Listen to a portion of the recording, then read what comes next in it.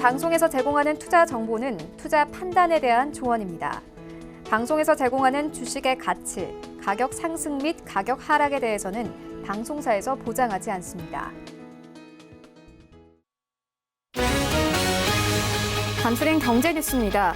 트럼프 행정부는 아람코가 드론 공격을 받아 가동이 중단된 건과 관련해 현지 시간 15일 이란 책임론을 거론하며 비난했습니다. 그러면서도 이달 말 유엔 총회에서 양국 정상이 만날 가능성은 열어놓은 입장을 보였습니다. 또 이번 사태로 에너지 안정을 위해 전략 비축유를 활용할 수 있다고 밝혔습니다. 보리스 존슨 영국 총리가 융커 EU 집행위원장과의 회동을 하루 앞두고 다음 달 EU 탈퇴를 강행하겠다는 의지를 헐크에 빗대 천명했습니다. 존슨은 자신과 영국을 만화 주인공 헐크와 그의 변신전 인물 배너박스에 비유해 유럽연합 탈퇴 시한 연기법을 무시하고서라도 탈퇴를 강행하겠다는 의지를 밝혔습니다. 홍콩의 범죄인 인도 법안 반대 주말 시위가 15주째 열려 홍콩 경찰의 집회 금지에도 불구하고 15일 많은 홍콩 시민이 도심 시위에 동참했습니다. 이날도 격렬한 충돌이 벌어져 시위대가 중국 국기인 오성 홍기를 불태우고 지하철역 입구에 방화했으며 경찰은 최루탄과 물대포로 이에 맞섰습니다. 한국은행은 추석 연휴 기간 글로벌 위험 회피 심리가 완화했으나 대외 여건의 불확실성은 여전히 높다고 진단했습니다. 한은은 15일인 어제 미중 무역협상 진전 기대 등의 미국을 비롯한 주요국 금리와 주가가 큰 폭으로 상승했지만 이 노딜 브렉시트 가능성, 홍콩 시위 등 대외 여건 불확실성이 여전히 높다고 진단했습니다.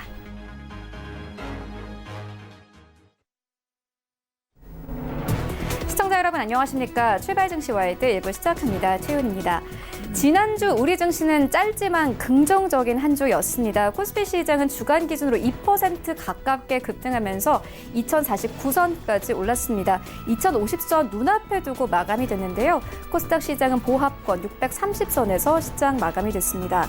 또 우리 증시가 쉬어가는 사이에 미국과 유럽 증시도 좋았습니다. 미국과 중국의 무역 협상이 진전해 보이면서 뉴욕 증시 3대 지수 모두 주간 기준으로 상승하며 거래를 마쳤습니다. 또 유럽 중앙은행 측이 통화 완화적인 시그널을 내보내면서 유럽 증시도 모두 강세로 마감이 됐습니다. 하지만 지난 주말 사이 아람코가 드론 공격을 받으면서 유가에 대한 불안감은 더욱더 커지고 있습니다. WTI 선물 가격은 10% 이상 급등했는데요. 이런 시장 상황들 오늘 출발 증시 와이드 1부에서 정확하게 알아보도록 하겠습니다.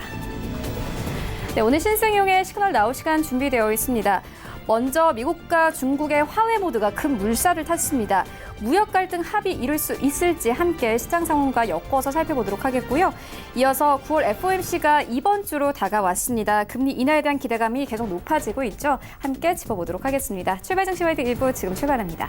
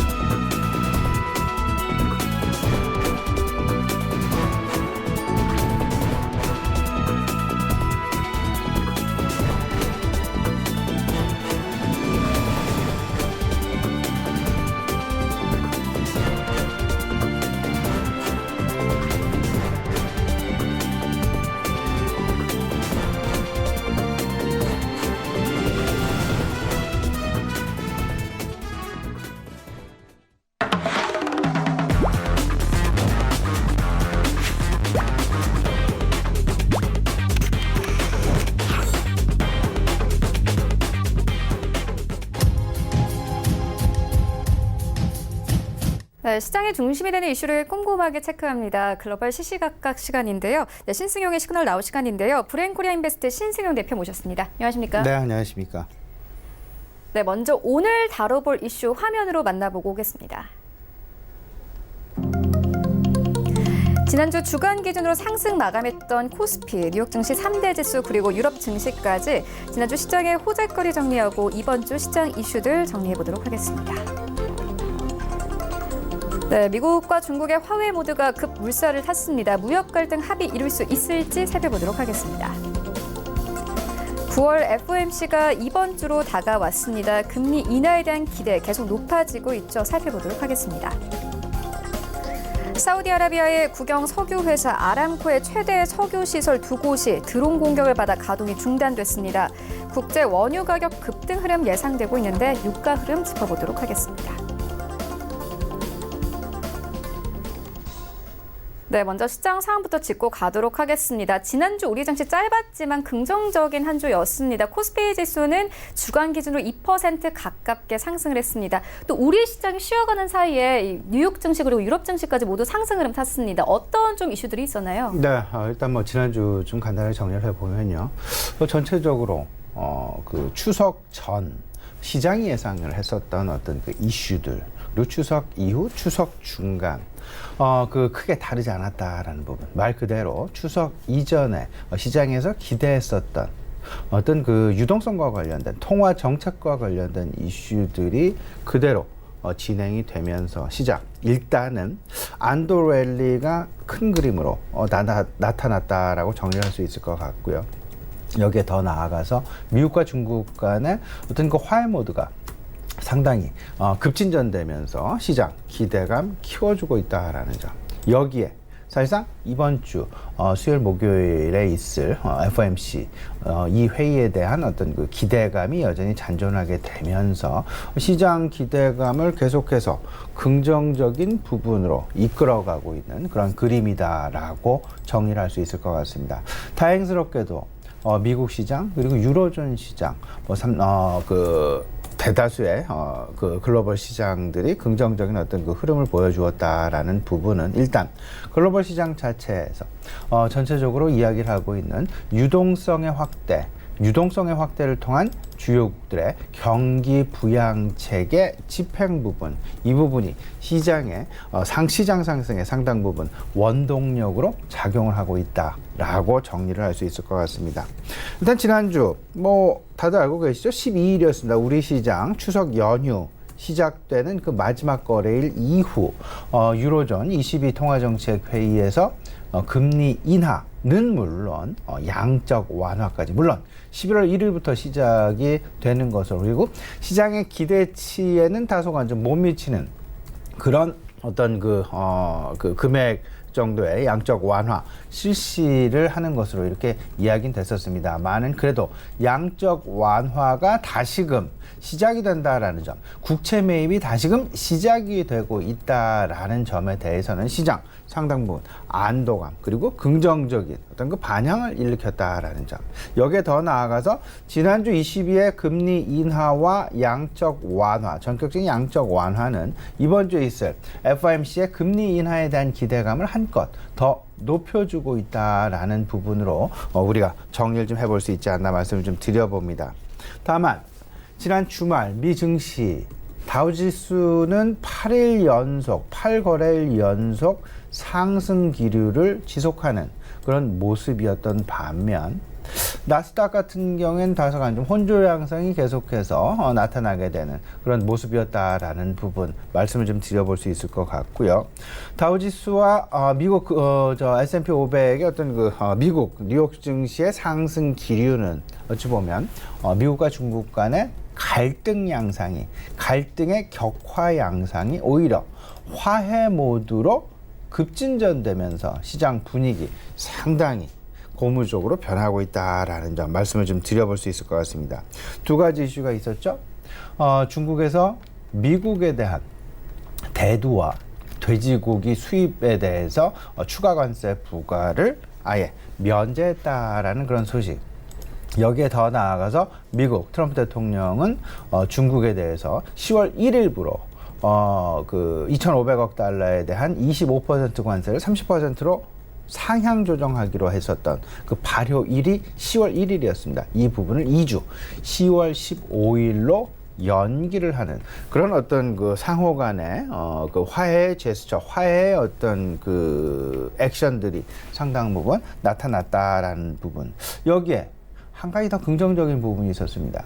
이때까지는 미국과 중국 간의 갈등, 무역 합의라는 부분이 포괄적인 합의였다라면 이제부터는 포괄적인 합의가 아니라 한 가지씩 되는 부분부터, 합의된 부분부터 먼저 발효를 시키게 되는 부분 합의 쪽으로 그 합의의 방향성, 합의의 그 포맷을 바꿔나가는 그런 그림일 수 있다라는 점으로 시장의 기대가 모아지게 되면서 미국과 중국 간의 합의 양상이 이 과거 1년여 동안 진행을 했던 그 갈등 양상으로부터 상당 부분 봉합될 여지가 있을 수 있다라는 쪽으로 시장 기대하고 있다라는 점, 이 부분 우리가 지금 생각을 해볼 필요가 있어 보입니다.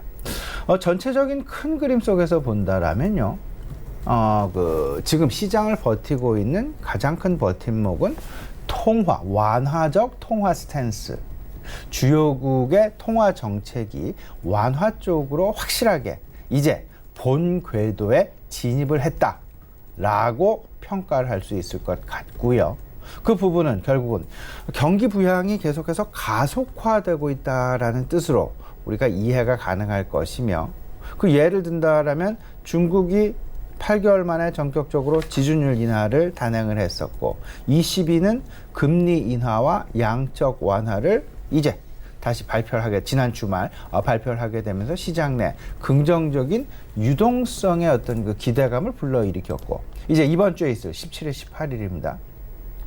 9월 FOMC에서는 25bp, 최소한 25bp의 금리 인하는 거의 기정사실화 되어 있다라는 부분.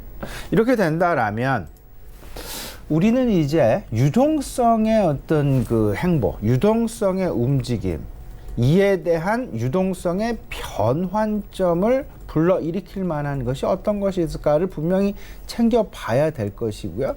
그에 크게 영향을 줄 만한 요소는 3가지가 있다라는 점 꼭 좀 우리가 염두에 두어야 될 것이다. 첫 번째가 소비고요. 두 번째가 물가지표, 세 번째가 고용지표이다라는 점. 물가와 고용은 주요국의 통화 정책에 있어서, 특히 FOMC에 있어서 중간 정책 목표로서 물가의 안정과 고용의 안정이 그들의 그 목표의 가장 최우선순위다라는 점. 그리고 소비 지표를 우리가 챙겨야 된다라는 의미는요, 어찌 보면 소비의 활성화를 위해서 상당 부분 대다수의 국가들이 그 상당 부분 어떤 그 경기 부양책을 내놓고 있다라는 점. 지금 현재 나타나고 있는 재정의 확대 정책이랄지, 아니면 조세, 미국에서 상당 부분 급물살을 타고 있는 조세의 감면 정책이랄지, 이런 부분들 모든 것이 다 소비와 직접 연결이 되어 있다라는 점. 특히나 그 소비는 내구 소비재 쪽에 상당 부분 집중이 되어 있다라는 쪽으로 생각을 해 보시면서, 최근 중국에서 나타나고 있는 가전 하향이랄지 이구환신이랄지 자동차, 가전제품, IT 제품이죠. 이런 내구 소비재에 대한 소비에 상당 부분 우리가 관심을 가져야 되지 않을까라는 부분, 아울러서 좀 말씀을 좀 드려보겠습니다. 이번 주 글로벌 이벤트에 대한 스케줄 생각을 해보면, 먼저 제일 중요한 것 17일, 18일이 되겠습니다. 화요일 우리 시간으로 수요일과 목요일 새벽이 되겠는데요. 현지 시간으로는 17일 그 화요일과 18일 수요일이 됩니다. 9월 FOMC. 네, 우리 시간으로 19일이겠죠? 19일 새벽 2시경 되지 않을까 생각이 되는데요. FOMC의 금리 결정, 시장에 상당 부분 주목을 하고 있다 말씀을 좀 드려보고요. 오늘 발표되는 중국의 8월 산업 생산, 상당히 중요한 지표 중에 하나일 것이다 라는 부분, 그리고 미국의 8월 산업 생산, 상당히 중요한 부분 중에 하나일 것이다 라는 부분 다시 한번 말씀을 좀 드려보고요.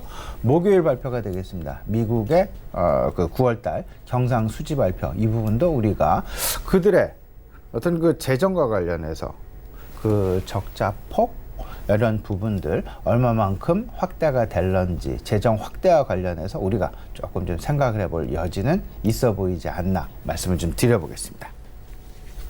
네, 여러 가지 이슈들을 짚어주셨는데요. 미국과 중국의 무역 협상 상황 알아보도록 하겠습니다. 우리 증시가 좀 쉬어가는 사이에 둘의 관계가 좀 급물살을 탔습니다. 두 관계 어떻게 보고 계십니까? 예, 일단 뭐 긍정적인 어떤 그 부분, 저는 개인적으로 이렇게 생각을 합니다. 크게 이제 세 가지 이슈가 있어요. 첫 번째는 중국이 미국에 대해서 축산물과 농산물에 대해서 추가 관세를 면제했다라는 것 한 가지.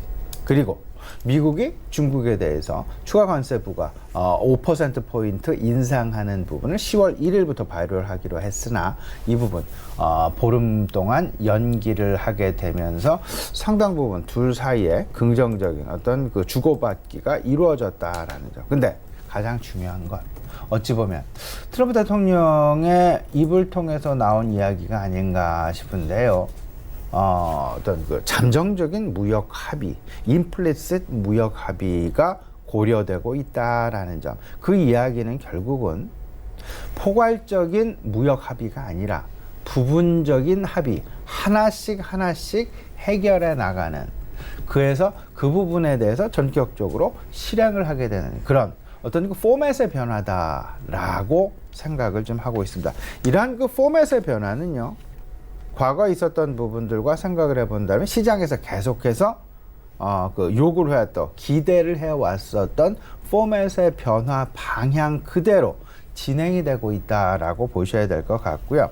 이런 부분들에 있어서 잠정적 무역 합의 트럼프가 이야기하고 있는 그거의 속뜻이 무엇일까? 이 부분도 우리가 좀 곱씹어 봐야 될 것 같은데 방금 말씀드렸던 전격적인 합의가 아닌 부분적인 합의를 의미하고 있다라는 부분. 두 번째는 쉬운 것부터 먼저 하자. 된 것부터 먼저 합의를 이루자. 빨리빨리 성과를 내자. 라는 쪽으로 우리가 좀 이해를 해봐야 되겠다라는 부분. 근데 트럼프 때는 이런 얘기를 했습니다. 합의가 있을 수도 있고 없을 수도 있고. 근데 저는 이렇게 개인적으로 생각을 하고 있습니다. 합의가 없을 수도 있다라는 부분은 이때까지 된 것들 중에서 그 상당 부분 거리차가 있는 부분, 그 거리 간극을 줄이기에는 상당 부분 시간이 필요할 것이다라는 쪽으로 오히려 해석하는 것이 바람직하지 않나 말씀을 좀 드려보고요. 이에 맞춰서 지금 현재 9월 중순 이번 주죠. 이번 주와 아마도 10월 초 정도로 지금 예정이 되어 있는 그런 상황인데요. 실무급 무역회담, 무역협상 그리고 고위급 무역협상. 실무급은 차관급이고요. 고위급은 장관급, 부총리급이 될 것 같습니다. 장관급 무역협상이 될 텐데 이번 주 차근차근 특히나 뭐 무역 균형이랄지 시장 진입과 관련된 부분 전반적인 투자자 보호랄지 이런 부분들에 대해서 서로 간에 상호 관심사를 가지고 장학급 실무 협의를 이번 주 정도 이뤄낼 것으로 생각이 되고요. 이를 기반으로 해서 10월 초 고위급 무역 회담이 진행될 것이다라는 점. 근데 그 중에서 이 부분도 우리가 좀 짚고 넘어가야 되겠죠. 왜 그러면 추석 연휴 기간 중에 중국이 갑작스럽게 미국산 대두와 미국산 돼지고기 수입 품목에 대해서 추가 관세를 면제했을까? 뭐 다들 알고 계시죠? 최근 아프리카 열병에 의해서 중국 내 돼지고기의 가격이 47% 이상 급등하고 있다라는 부분. 물론 정부의 보조랄지 뭐 여러 가지 정부 정책이랄지 이런 부분들이 있을 수 있겠습니다만은 돼지고기의 안정이 상당 부분 매우 중요하다. 뭐 일각에는 이런 얘기 있어요. 전 세계 돼지고기 수요의 절반 이상을 차지하고 있는 중국 내 돼지고기 수요. 여기서 가격이 거의 50%가 급등을 하게 된다라면 그 부분은 걷잡을 수 없는 물가 불안 에 빠져들 수도 있다라는 점. 그렇기 때문에 가격 안정이 최우선이다. 거기에 미국산 돼지고기를 추가 관세 부과 없이 면제를 하면서 수입을 하게 되었다라는. 뭐 결국은 중국 입장에서는 두 마리 토끼를 동시에 잡았다라고 이야기를 할 수 있을 것 같고요. 미국과의 어떤 그 화해 제스처, 그리고 내부적으로는 돼지고기 가격을 안정시키게 되는 그런 두 마리 토끼를 잡지 않았나 이런 생각이 좀 들게 되면서요. 결국 시장 얘기로 좀 돌아서게 되면요. 미국과 중국 간의 갈등, 이로 인한 위험자산 선호가 아닌 위험자산의 회피 현상. 이 부분이 이제 미국과 중국 간의 갈등이 이제 화해 모드로 급진전이 되고 있다라는 점에서 생각을 해본다라면 조금 좀 성급한 면은 없지 않아 있을 수 있겠습니다만은 이제 서서히 고성장주들에 대한 입질이 시장 내 입질이 다시금 시작될 여지 내진 시작될 환경이 서서히 조성되어 가고 있다라는 부분으로 우리가 관심을 분명하게 기울여야 될 것 같고요. 여기에는 외국인의 수급 변화를 우리가 가장 먼저 주목하고 있어야 되겠다. 지난 8월 달에도 외국인이 2조 원 넘는 순매도를 보였고요. 9월 역시 녹록하지 않은 외국인들의 어떤 그 수급 행태가 이어진 바가 있었습니다. 근데 이제 서서히 미국과 중국 간의 화해 모드의 급진전, 이로 인한 위험자산 선호 현상의 향상 부분, 그렇게 되면 외국인 수급의 개선이 분명히 시장 내에 나타날 수밖에 없는, 나타나야만 하는 그런 상황일 것이다 라는 거. 만약에 외국인 수급 개선이 나타나지 않게 된다라면 시장은 여전히 관망 양상에서 크게 벗어나지 않을 것이다 라는 쪽으로 생각을 하셔도 무방하지 않을까라는 그런 말씀을 좀 드려보고요. 외국인 수급이 개선된다 그러면 당연히 시총 대형주 그리고 업종 대표주, 더 나아가서는 고성장주에 대한 관심을 분명히 가져야 될 것이다. 그리고 더 나아가서 이런 부분이죠. 중국이 내수 부양에 그렇게, 그리고 내구 소비재에 그렇게 관심을 가져가고 있고, 그리고 미국과 중국 간의 협상 진전이 상당 부분 앞으로의 시장에 활기를 넣을 만한 그런 기대 부분으로 증가를 하게 된다라면 소재주, 뭐 화학이나 철강이죠. 그리고 중국 내수 소비주에 대한 관심, 내구 소비재에 대한 관심, 전반적으로 이런 부분들의 관심 역시 상당 부분 필요해 보이는 부분이다. 근데 여기서 관건은 외국인 수급 개선이 그 조건부가 될 것이다 라는 부분 다시 한번 말씀드립니다.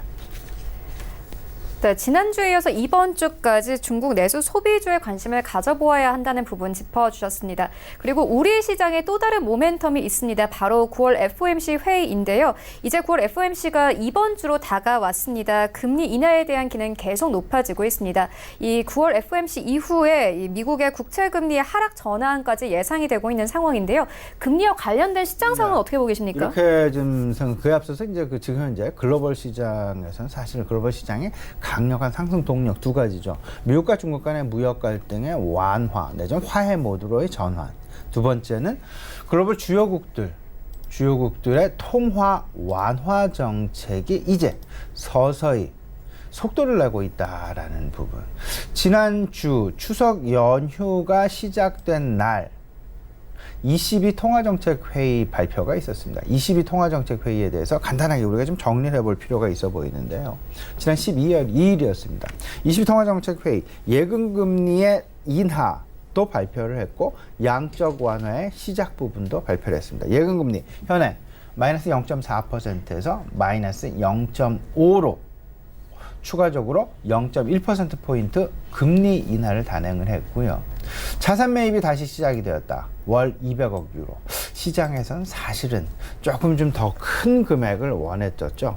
우리나라 돈으로 한 달에 약 한 26조 원 정도의 자산 매입이 시작됐다. 그만큼 자산 매입이 시작됐다는 얘기는 그만큼 시중에 월 200억 유로의 자산을 유동성을 공급을 한다라는 쪽으로 이해를 하시면 될 것 같습니다. 그렇게 되면 금리 인하 그리고 양적 완화 두 가지가 동시에 이루어졌다.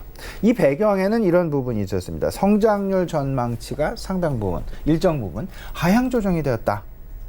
올해와 내년 각각 0.1%와 0.2%포인트씩 하향 조정이 되었다라는 부분. 그만큼 글로벌 경기가 녹록지 않다라는 부분을 그대로 그들의 통화 정책에 반영을 시키면서 유동성의 완화, 이를 통한 경기 부양을 진행을 하겠다라는 의미.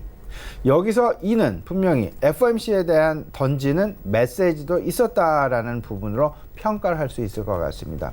유로존에서는 유로존대로 금리 인하와 양적 완화, 미국은 미국대로 추가적인 금리 인하 가능성이 상당 부분 높아진 것이 아닌가라는 그런 가능성. 물론 과거 불과 한 달 전 정도 FOMC에서 그 9월 금리 인하 폭 한 25bp가 80%, 50bp가 한 20% 정도였다라면 지금은 그 수준이 조금은 좀 완화됐다. 거의 뭐 파월 의장의 발언 이후에 이렇게 좀 변화되지 않았나라는 생각이 좀 많이 드는데요.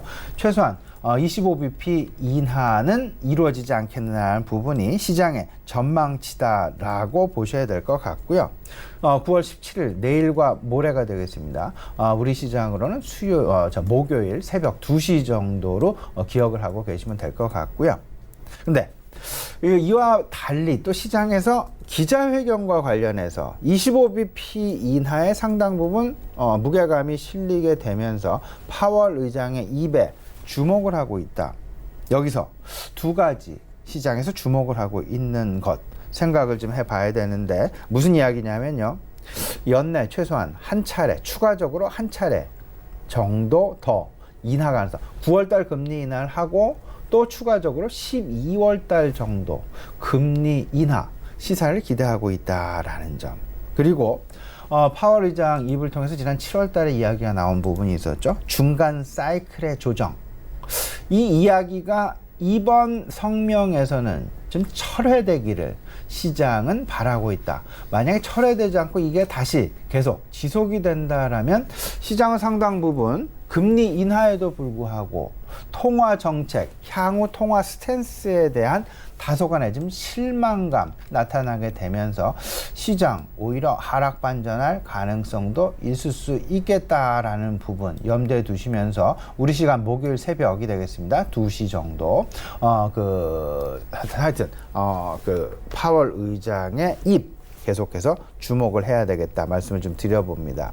더 나아가서는 우리 9월 달에는 한은금융통화위원회가 개최가 되질 않죠. 우리나라 역시 8차례 개최 지금 예정이 되어 있는 변형이 되어서 이제 10월 16일로 이제 금융통화위원회 지금 개최 예정인데요.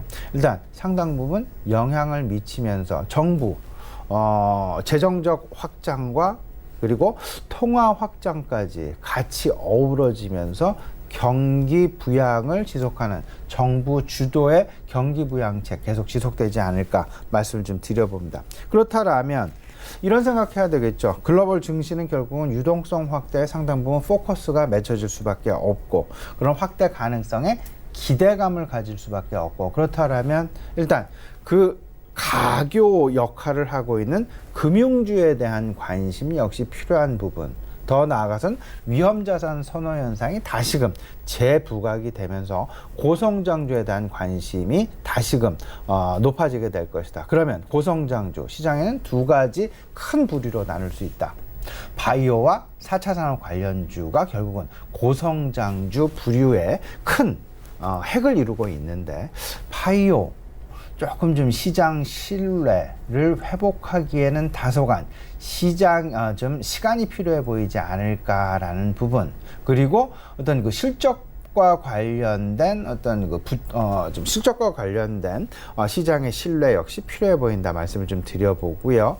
4차 산업 관련주는 오히려 정부 주도 특히나 한일 간 화이트리스트 배제와 관련돼서 국산화 노력 이런 부분 관련해서 R&D 사실상 상당 부분 4차 산업과 관련되어서도 상당 부분 같은 어떤 그 기류에서 접목을 해볼 수 있지 않나라는 부분 말씀을 좀 드려봅니다. 더 나아가서요. IT, 반도체. 지금 뭐 3분기 실적 반등 가능성 기대감은 상당 부분 이제 이 부분보다는 오히려 이제 4분기, 3분기 실적은 더 이상 바닥권을 다지는 바닥권에 대한 기대감이 오히려 높아진다라고 보셔야 될 것 같고 4분기 실적 반등에 대한 기대감이 지금 서서히 높아가고 있다라는 부분. 최근 뭐 그 SK 하이닉스랄지 삼성전자의 주가 부분 상당 부분 다시금 반등을 시도하고 있는 그런 모습들이 나타나고 있다라는 점을 근거해 봤을 때 이제 바닥권 탈피 가능성 상당 부분 높을 수 있다. 그 바닥권의 탈피는 삼성전자와 SK 하이닉스뿐만 아니라 그 주변에 있는 기업들까지 두루 영향을 미칠 수 있다라는 점. 한번 우리 시청자 여러분도 같이 글로벌 유동성 확대에 대한 어떤 그 조건이 형성이 되면서 그 반사, 그 수혜를 누릴 어떤 그 업종들에 대한 생각을 우리가 미리 좀 대비를 해놔야 되겠다 말씀을 좀 드려봅니다. 네, 이렇게 FMC로 분위기가 반전되는 듯 했지만 아람코의 최대 석유 시설 두 곳이 드론 공격을 받으면서 시장의 불안감이 더욱더 커지고 있습니다. WTI 선물 가격은 10% 이상 급등을 했고요. 브렌트유 선물 가격도 12% 이상 상승을 했습니다. 두 유가 모두 지난 5월 이후로 최고치로 오른 상황인데요. 또 약 20분 전쯤에 트럼프 대통령이 트위터를 올렸습니다. 조건 없이 이란과 만나겠다는 보도는 가짜 뉴스다 이렇게 강력하게 밝혔는데요. 시장 자체에 좀 추심이 흔들릴 수 있는 이슈 같습니다. 좀 자세히 짚어주시죠. 예, 일단 블룸버그도 그렇고요, 월스트리트저널도 그렇고 사실상 그 주말에 있었던 상당히 큰 뉴스. 그래서 월요일 그 선물 시장, 원유 시장에 상당 부분 영향, 변동성이 급격하게 일어날 가능성이 있을 수 있다라는 부분 이미 보도를 통해서 우리 시청자들 다들 접하고 계시리라 이렇게 생각을 하고 있습니다. 방금 최영앵커 말씀을 드렸던 대로 WTI는 물론이고요. 브렌트유 마찬가지 10%가 넘는 급등 나타나고 있는 그런 부분. 실질적으로 장이 열려 봐야 알겠습니다만은 이 변동성 부분은 우리가 어느 누구도 섣불리 예단할 수 없는 그런 상황이 아닐까라는 부분. 그 배경에 이런 부분이 있습니다. 사우디 아람코사는 사우디는 세계 원유 공급의 10% 정도를 차지하고 있습니다. 그 중에 절반 정도의 시설이 가동 중단되었다라는 약 570만 배럴 정도. 세계적으로 하루 한 1억 배럴 정도의 원유 수요가 있습니다. 그 중에서 사우디가 한 1000만 배럴 정도를 담당을 하고 있다. 10% 정도 담당을 하는 거죠. 그 중에 570만 배럴의 시설, 이 부분이 사실상 지금 가동 중단이 되었다라는 거. 그만큼 국제 원유 시장 수급에 상당 부분 영향을 미칠 수밖에 없는 부분이다라고 말씀을 좀 드릴 수 있을 것 같고요. 유가 이렇게 좀 얘기를 해볼 수 있겠죠. 세계 유가에는 세 가지가 있습니다. WTI 유가라는 것이 있고요. 두바이 유가라는 것이 있고 브렌트 유가라는 것이 있고 방금 이제 브렌트 유가와 WTI 유가를 말씀을 좀 드렸죠. 두바이 유가는 그러니까 아람코 이제 피폭을 받은 사우디아라비아를 중심으로 해서 그 지역에서 거래가 되는 시장 두바이 유가를 얘기를 하는 것인데 오늘 아마도 상당 부분 두바이 유가의 변동성이 가장 크게 나타날 수밖에 없는 그리고 상대적으로 두바이에서 가까운 브렌트, 유로존이죠. 유로존의 어떤 그 가격이 그 다음으로 영향을 받을 것이고 WTI는 미국 시장이 되겠습니다. 미국 시장 상대적으로 가장 작은 영향을 받을 것으로 이렇게 예상이 되는데 지금 현재 알려진 바에 의하면 WTI는 10% 내외의 급등, 브렌트유는 12% 내외의 급등. 그렇다면 두바이 유가는 이보다 더 큰 가격 변동성이 나타날 가능성이 크지 않을까라는 부분. 그러면 월스트리트저널은 이런 얘기를 했습니다. 최소한 두 가지 이상의 영향은 시장에 주지 않겠느냐. 국제 유가의 급등 양상 또는 이란의 영향력이 상대적으로 국제 시장에서 확대될 여지가 있을 수 있다라는 점. 이란의 영향력이 확대된다라는 이야기는 미국과 이란 간의 갈등 양상에서 소위 말하는 그 갈등 양상이 조금은 좀 더 격화될 여지가 나타나게 되면서 국제 유가의 변동성으로 다시금 영향을 줄 수밖에 없는 그런 상황의 전개 가능성이 있을 수 있다라는 점. 근데 한편으로 이런 이야기도 있습니다. 한편은 낙관론도 여전히 존재하고 있다라는 점. 뭐 미국 에너지부, 뭐 트럼프 대통령도 마찬가지죠. 필요할 경우에 미국 내 비축 재고분을 시장에 풀겠다라는, 최소한 시장을 안정시키기 위한 그들의 립 서비스도 역시 시장에 나타나고 있다라는 부분 생각을 해볼 수 있고요. 또 한 가지 조심스러운 시장 내 전망이 되겠습니다만은, 사우디 정부에서 일부러 피폭을 받지 않았음에도 불구하고 예방 차원에서 절반까지 가동 중단을 하지 않아도 될 텐데 절반 정도까지 일부러 이 부분 시설을 폐쇄한 것은 아닌가라는 시장의 의문이 제기되고 있다라는 점. 만약에 예비 차원에서 사우디 정부가 추가적으로 시설을 폐쇄, 가동 중단을 추가적으로 확대해서 결정을 했다라면 지금 피해보고 있는 그런 부분보다는 오히려 단기간에 복구할 가능성이 상당 부분 높아진다. 그만큼 시장 안정화되는 시간이 짧게 걸릴 수도 있다라는 그런 낙관론도 있을 수 있다. 따라서 우리가 가장 지금 현재 관심을 가져야 될 부분은요, 물론 유가의 가격 변동성에도 관심이 가곤 있습니다만은 가장 중요한 것, 그 사우디에서 얼마만큼 그 피해 복구에 대한 기간을 단축시키게 될 것이냐, 언제나 복구가 될 것이냐, 다시금 원상 회복되는데 얼마만큼 시간이 걸리게 될 것이냐가 가장 중요한 원유 시장 변화에 있어서 중요한 핵심 부분이다라는 점. 근데 그와 달리 우리 금융시장에서 또 생각해야 될 부분이 분명하게 있습니다. 국제 유가가 시장 내에 미치게 되는 파급 효과, 영향력에 대해서 우리가 분명히 생각을 해봐야 됩니다. 국제 유가 분명히 상징성을 가지고 있다. 국제 유가가 가지고 있는 상징성 상당히 큽니다. 자산적인 의미로 달러의 대체, 금의 대체, 이에 하나로 국제 유가, 석유를 들고 있다라는 부분 분명히 생각을 해보시면, 자산적인 의미에서 달러와 금 그리고 원자재 생각을 해보시고요.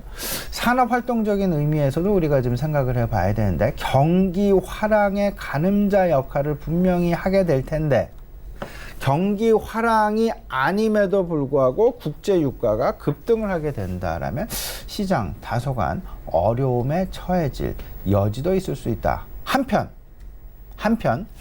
경제 지표에는 또 다른 영향을 미치게 됩니다. 왜냐하면 국제 유가가 결국은 물가 지표는 FOMC나 ECB나 우리나라 하는 금통위도 마찬가지가 되겠습니다. 상당히 중요한 중간 정책 목표가 될 텐데, 물가 지수를 다소간 왜곡시킬 수 있는 그런 여지도 충분히 있을 수 있다라는 점. 그렇기 때문에 국제 유가가 가지게 되는 그 상징적인 의미를 우리가 분명히 미리 생각을 해보면서요, 전체적으로 국제 유가의 방향성도 우리가 여전히 좀 잘 살펴볼 필요가 있겠다 말씀을 좀 드립니다. 네, 이와 관련해서 트럼프 대통령은 사우디아라비아의 공격 배후를 알고 있다며 경우에 따라서는 군사 공격에 나설 수 있다고 밝혔습니다.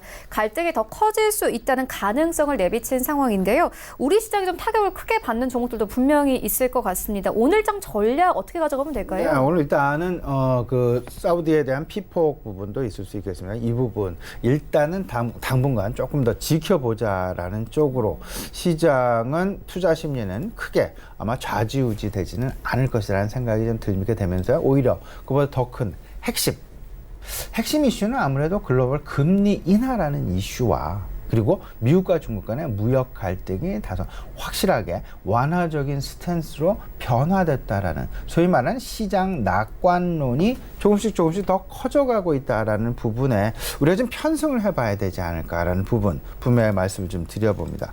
시장 내 관심, 핵심 이슈는 여전히 세 가지입니다. 무역 갈등의 이슈, 그리고 경기 부양에 대한 기대, 그리고 혹여나 있을 경기 침체에 대한 우려. 근데 경기 침체에 대한 우려는 확실히 수면 아래로 가라앉아 있는 그런 모양새. 최근 떠오르고 있는 이슈는 무역 갈등의 완화라는 부분과 금리 인하를 통한 시장 내 유동성의 공급을 공급에 의한 어떤 그 시장 내 그 위험 자산 선호 현상의 확대 부분이다라고 보셔야 될 것 같은데, 결국은 글로벌 유동성 확대라는 쪽으로 시장에 어떤 그 관심이 모아질 여지가 상당 부분 크다. 그렇게 되면 위험 자산 선호 현상이 커지게 되면서 확대되게 되면서 고성장주에 대한 관심이 늘어나게 될 것이다라는 부분. 그럼 고성장주에 대한 관심, 재부각.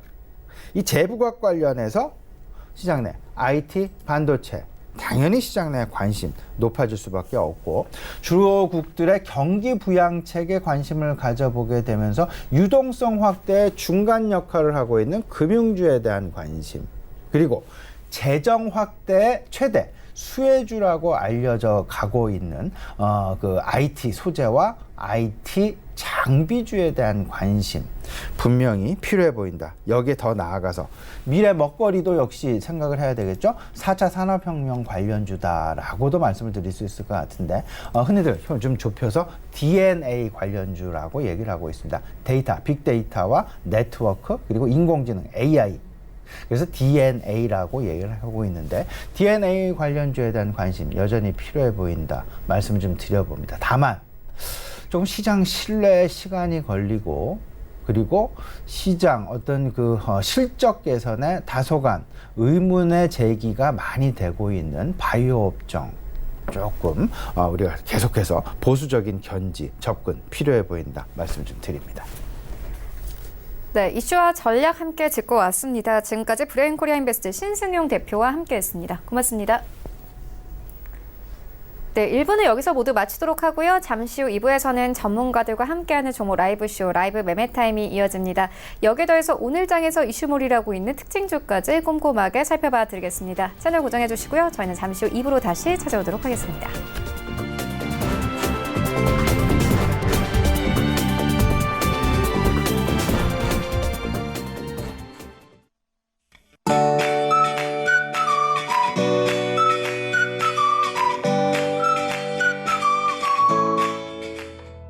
안녕하세요. K웨더 라이프스타일 예보 김민주입니다.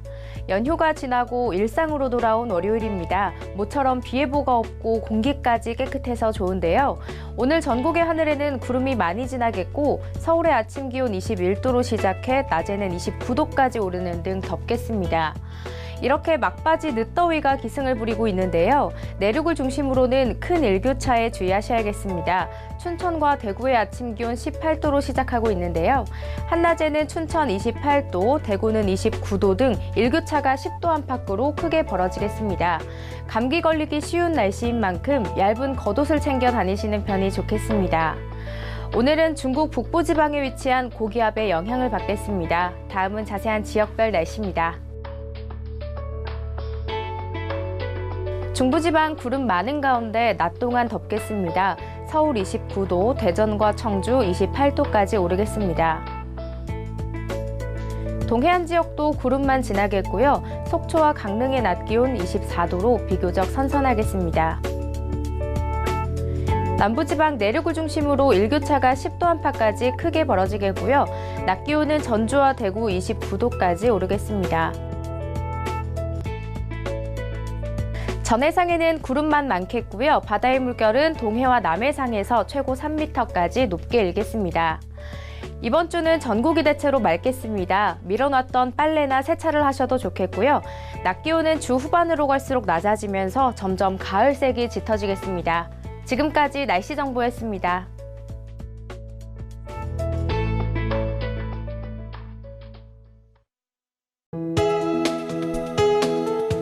방송에서 제공하는 투자 정보는 투자 판단에 대한 조언입니다.